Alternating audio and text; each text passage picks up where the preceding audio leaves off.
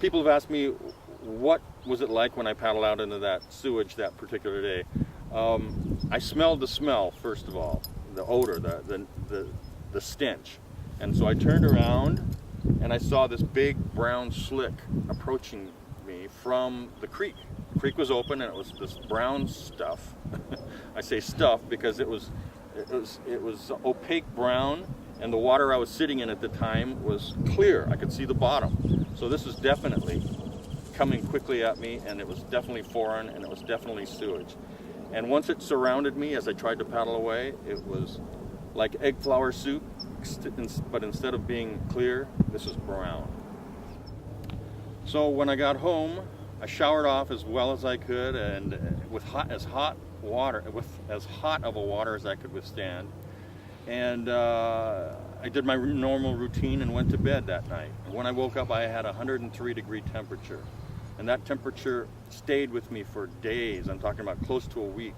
But I stayed bedridden for 3 weeks.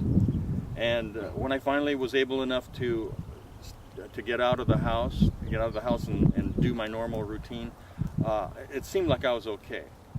But then 3 months later, 2.5 to 3 months later, I was in Mexico and I collapsed. And to make a long story short, I was brought to the emergency ward. The doctor asked me all kinds of questions because it was clear at that point I had a 2nd-degree heart block. And I had some kind of infection, like myocardial carditis is what it's called.